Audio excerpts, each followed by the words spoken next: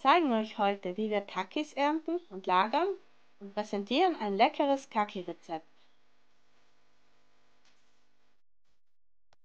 Unser Kaki-Baum steht direkt am Hühnerstall. Seine großen Blätter beschatten im Sommer den Stall und den Auslauf unserer Hennen. Kakis sind das letzte Obst, das wir ernten.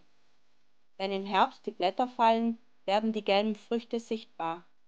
Sie leuchten an trüben Tagen wie kleine Laternen. Jetzt sind sie noch gelb und hart. Kakis werden im November noch unreif geerntet. Kakis enthalten den Gerbstoff Tannin, der ein pelziges, trockenes Gefühl im Mund hinterlässt. Wer schon mal eine unreife Kaki gekostet hat, weiß, dass man den Mund danach so schnell nicht wieder aufkriegt.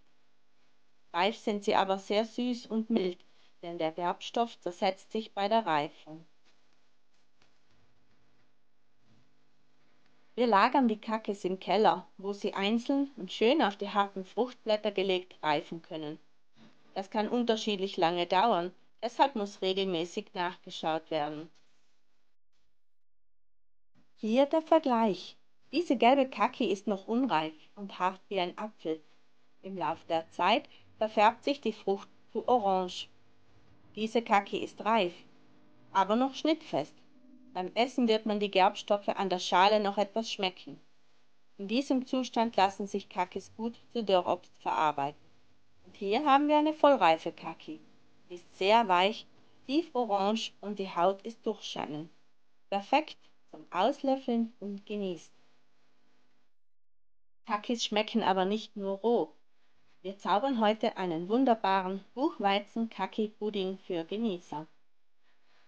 Dazu erst einmal die Zutaten: 2 vollreife Kakis, ein Ei, 50 Gramm brauner Zucker, 200 Milliliter Apfelsaft, 70 Gramm feines Buchweizenmehl, 70 Gramm weißes Mehl und 30 Gramm Butter.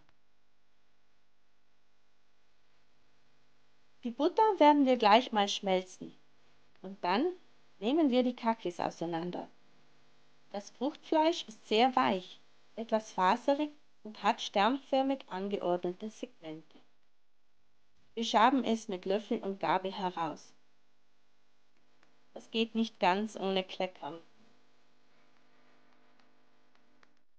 Die zweite Kaki ist etwas fester.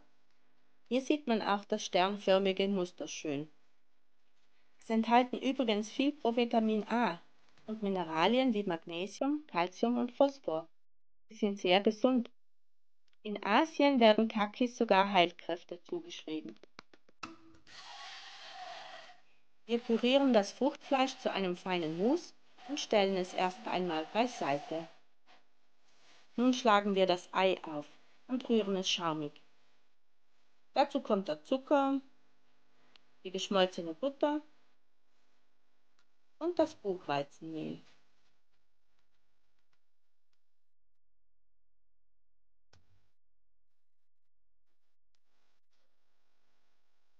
Wir rühren den Apfelsaft ein und heben das Mehl unter.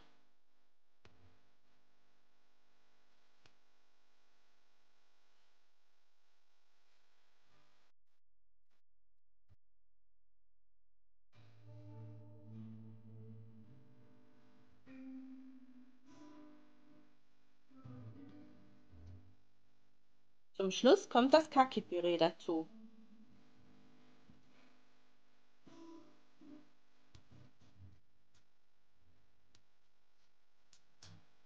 Jetzt haben wir einen flüssigen Teig, den wir in eine gefettete Auflaufform füllen.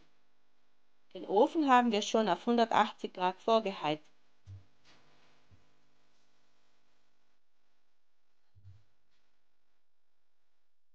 Wir backen unseren Pudding 35 bis 40 Minuten, bis er eine schöne braune Farbe hat.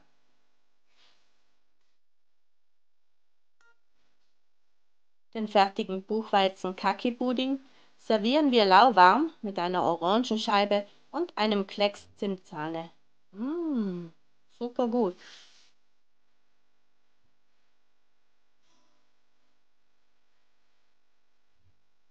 Wie esst ihr Kakis am liebsten? Oder welche Erfahrungen habt ihr mit dieser doch etwas exotischen Frucht gemacht? Interessiert ihr euch für mehr Kaki-Rezepte? Schreibt uns. Wir freuen uns über eure Kommentare. Ja, wenn euch das Video gefallen hat, lasst doch ein Like und ein Abo da. Bis bald!